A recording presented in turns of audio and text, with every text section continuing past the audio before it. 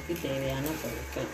முதல்ல 3 பேர் சாப்பிட்றேன். இப்போ நான் சொல்கிறது 3 பேர் சாப்பிடக்கூடிய அளவு. அதுக்கு 3 வெங்காயம் எடுத்துக்கணும், 3 முட்டை அளவு முருங்கைக்கீரை உதிரியாய் இலையை உதுத்து வச்சுக்கிடணும்.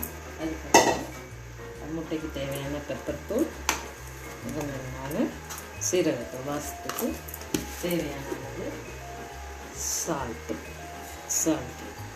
முட்டை பொரியல் முட்டை பொரியல் நல்லெண்ணெயில் பொரித்தா உடம்புக்கு ரொம்ப நல்லது. ஸோ தேவையான அளவு நல்லெண்ணெயை ஊற்றிக்கொள்ள வேண்டும்.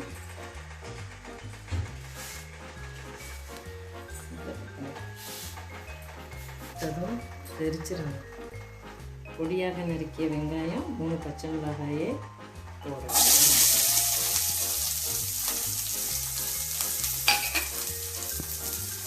தேவையான அளவு கறிவேப்பிலை,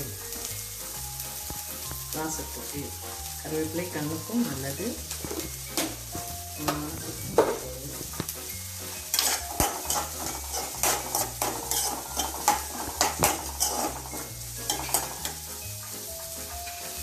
அது நல்லா வதங்கி வச்சுக்கணும்.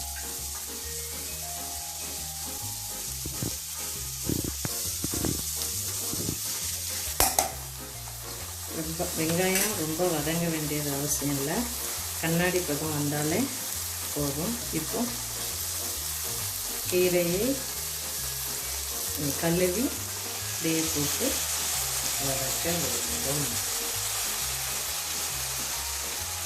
ஒரு 5 நிமிடம் சிம்மில் வைத்து வதக்க வேண்டும்.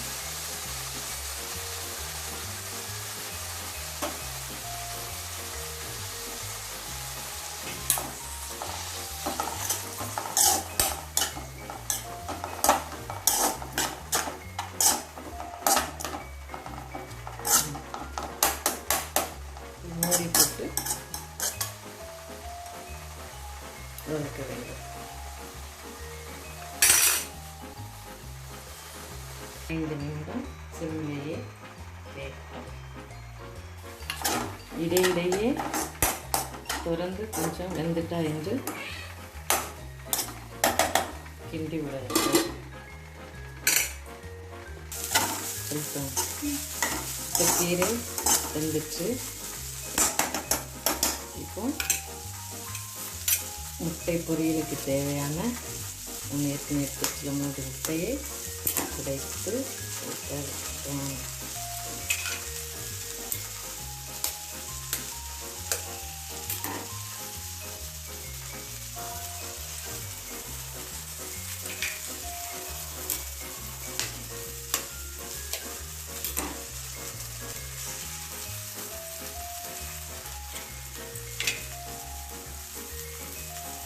தேவையான உப்பு,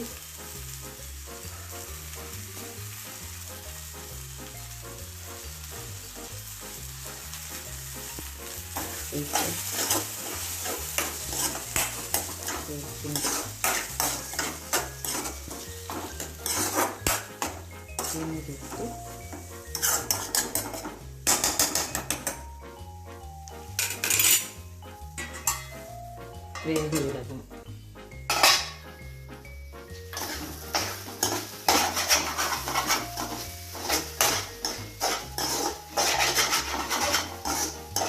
முட்டையும் கீரையும் சேர்ந்து வேகிற அளவுக்கு அதை கிண்டி விட வேண்டும்.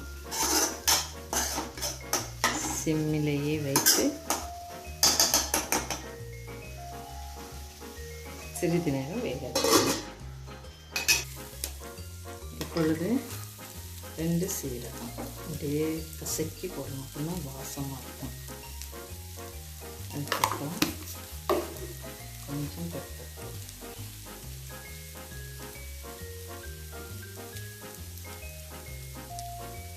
அப்படின்னா முட்டை நல்லா டேஸ்ட்டாக கொடுக்கும். அப்படியே கிண்டி விட்டு இறக்க வேண்டியது.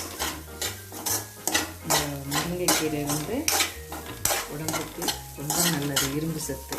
கீரை சாப்பிடாத குழந்தைங்க கூட இந்த முட்டையோடு நம்ம சேர்த்து செஞ்சு சாப்பிட்டதுல எல்லா சின்ன பிள்ளைங்க முதற்கொண்டு இதை விரும்பி சாப்பிடுவாங்க. இப்பொழுது சுவையான முட்டை பொரியல் தயார். சுவையான முட்டை பொடிமாஸ் தயார். இது புளிக்குழம்பு, சாம்பார், ரசம், மோர் குழம்பு, தயிர் சோறு எல்லாத்துக்கும் நம்ம சைடிஷ்டாக வச்சு சாப்பிடலாம். நீங்களும் இதே போல் செஞ்சு சாப்பிட்டு எப்படி இருந்துச்சுன்னு கமெண்ட்ஸ் பண்ணுங்கள். தேங்க்யூ.